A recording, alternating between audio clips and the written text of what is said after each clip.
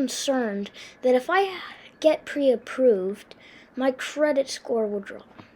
Glad that this question is number two because I commonly hear it. It's never a logical explanation or excuse for not getting pre-approved. Let's get into it. So you don't want to get pre-approved because you're concerned that getting pre-approved may substantially lower your credit score, and then when it comes time for you to buy, you might be buying with a higher interest rate, or you might not be able to purchase other things, and just having a low credit score in general is not a good idea. So, logically speaking, why the heck would I go get pre-approved if I haven't found the home that I want yet, because my credit score is going to take a swan dive, and who wants to go through that?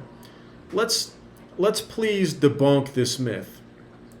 Generally speaking, your credit score does not decrease substantially. You're welcome to interview your lender or your attorney or anybody else that is part of your qualified representation. Interview them and ask them and get their opinion on this. But my view on it is as follows. I've been working in real estate a number of years now.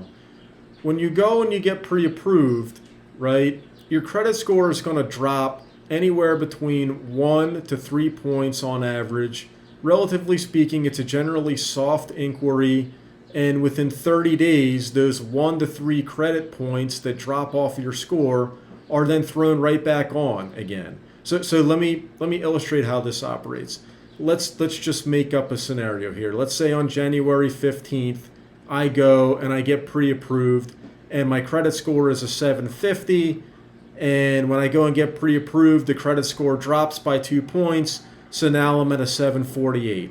So on February 15th, 1 month later, 30 days later, in theory and hypothetically speaking, that 748 should go back to a 750. Now, if it's not a 750, because the 2 points go right back on again. Now, if it's not a 750 in 30 days, it may be a little higher, maybe a little bit lower. These things happen. But many, many things go into a credit score, not just an inquiry for a home loan. So if you find that you have a 740 credit score or a 760 credit score or whatever it may be, there's other contributing factors. It's how well you're paying your bills. It's what your debt to income ratio looks like. It's also how many trade lines you have open. There are many things that go into determining a credit score. But to my point, running your credit to get pre-approved does not drop your credit substantially, and whatever it does drop, it goes right back on within a month. So to not get pre-approved because you're afraid of a credit drop is not a very logical idea. It just simply doesn't work that way.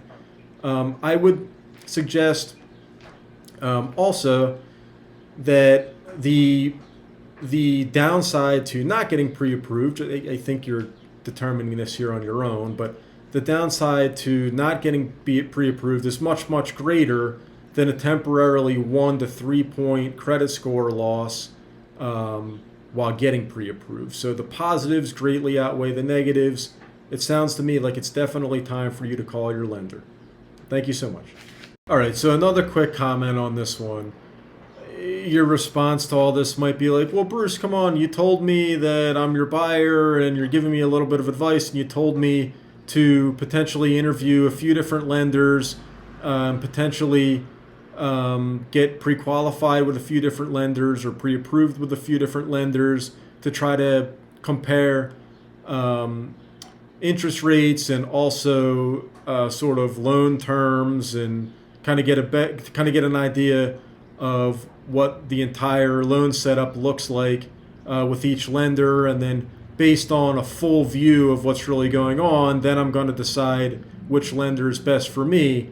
Yes, you're correct. I would recommend doing something like that. And then your response might be, so if I go ahead and do that and I get pre-approved by, let's say, 3 different lenders, and you're suggesting that my credit score could potentially drop anywhere from 1 to 3 points each time that I get pre-approved, then I could be dropping as much as 7, 8, 9 points if I get pre-approved by 3 different lenders, right? Well, that's good logic, but it's not necessarily true.